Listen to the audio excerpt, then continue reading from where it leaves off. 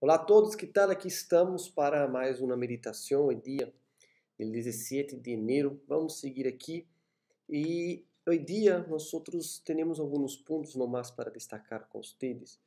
O primeiro ponto temos aí, Jesus sana o escravo de um centurião, tanto mencionado como em Mateus como em Lucas. E esta parte é muito interessante. El centurião, para você que não sabe, era como um soldado romano, pero que cuidava de outros soldados romanos, às vezes de 100 soldados romanos, ou seja, era um cargo mais elevado, era alguém de autoridade.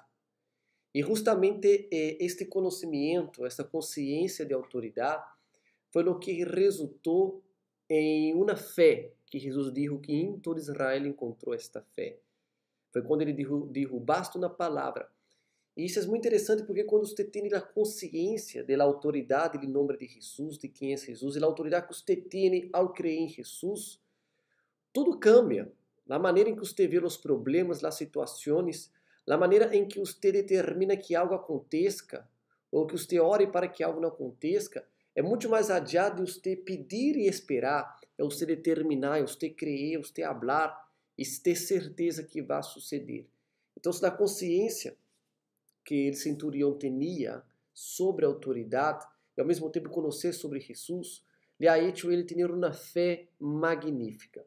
Uma fé que Jesus disse que não se encontrou em outros lados em Israel, esta fé. É algo que de verdade chama muito a atenção. Depois nós outros temos aí o tema que Jesus ele ressuscita o filho de uma viúva. E você observa mais uma vez a obra do Espírito Santo através de Jesus, e tem que ser através de nós outros. Jesus não teve pena, ele teve compaixão. É diferente de pena. Jesus, ele vê o sofrimento ajeno e ele quer fazer algo por esta pessoa, pero sempre com o objetivo principal de fazê-la conhecer a Deus. Eu não posso simplesmente também ter compaixão ou pena de uma pessoa simplesmente para ajudar a ela de maneira física a conseguir algo, não. Sempre há que ter um fundamento espiritual. Aí temos, então, Jesus ressuscitando o filho desta viúva em um episódio muito interessante. Depois nós outros temos aí Jesus e João el Bautista.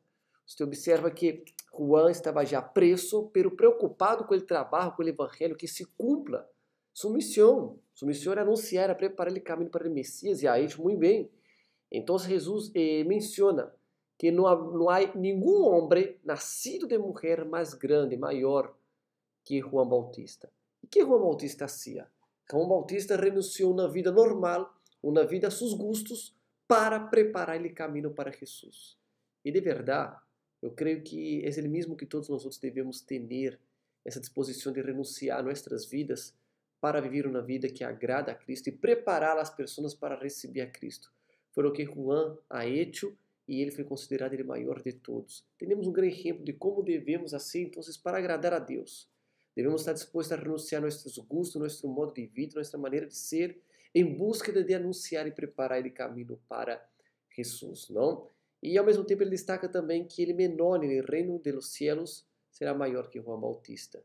Ou seja, destacando também, você vê que ele habla algo, pero para não exaltar muito ao homem, depois ele meio que habla algo, uma outra realidade, que no reino dos céus, ele menor aún sim será maior que João Bautista. Então, você tem que entender que a grandiosidade do reino dos céus não há como nem sequer mencionar. Depois nós temos a mulher pecadora, não? A mulher pecadora que ela toma as atitudes que quem deveria tomar é o anfitrião. Isso nos leva a pensar no seguinte também. Escute-me, preste atenção. Você tem um chamado, Deus te chamou para ser a diferença. Deus te chamou para servir, Deus te chamou você para ser parte desta obra e poner toda a sua força para ser a diferença. Mas entenda uma coisa. Quando você não hace sua parte, vendrá outro e lo vai ser.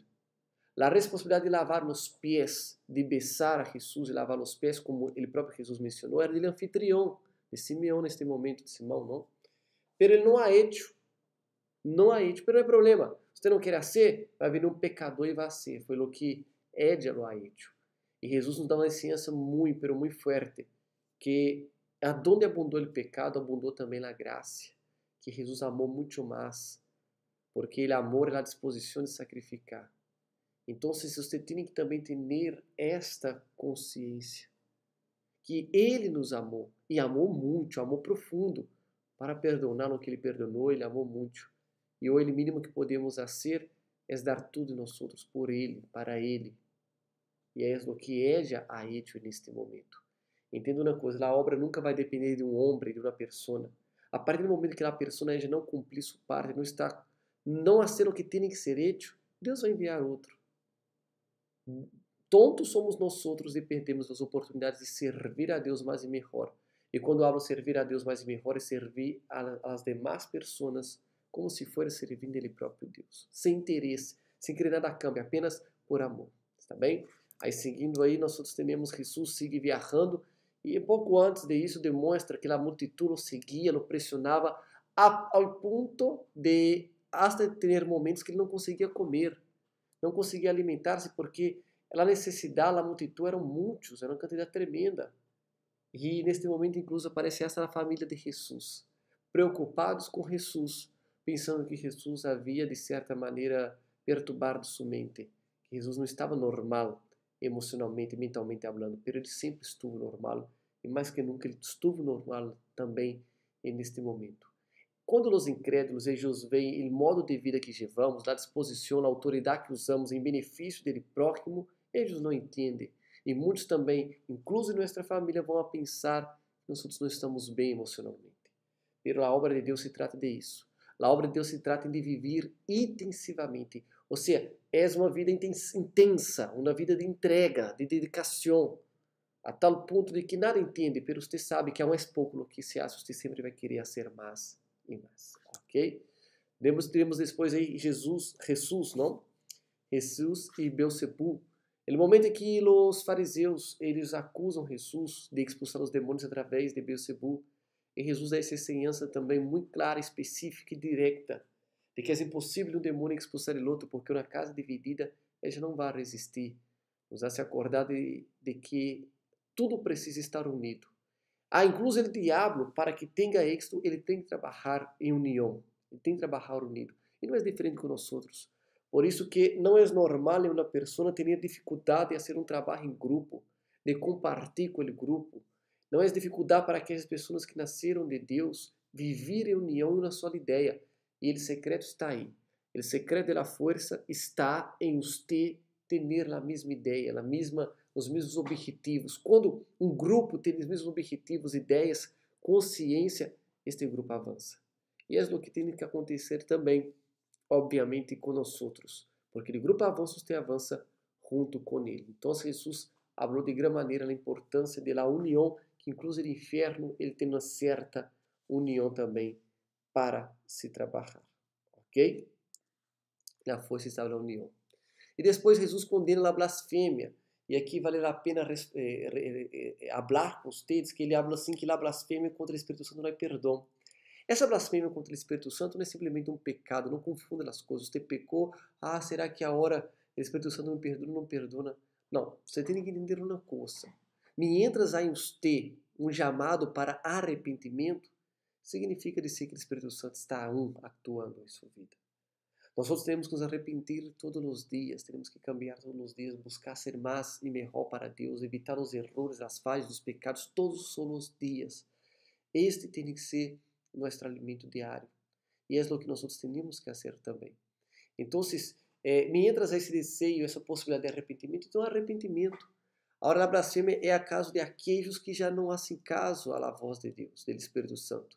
Uno peca deliberadamente e planeia pecado, tem tudo o que é do pecado em seu corpo e sua vida, e uno hace consciente como se nada, não está muito preocupado com relação a isso. Então, nós temos que estar atentos a esse detalhe, ok?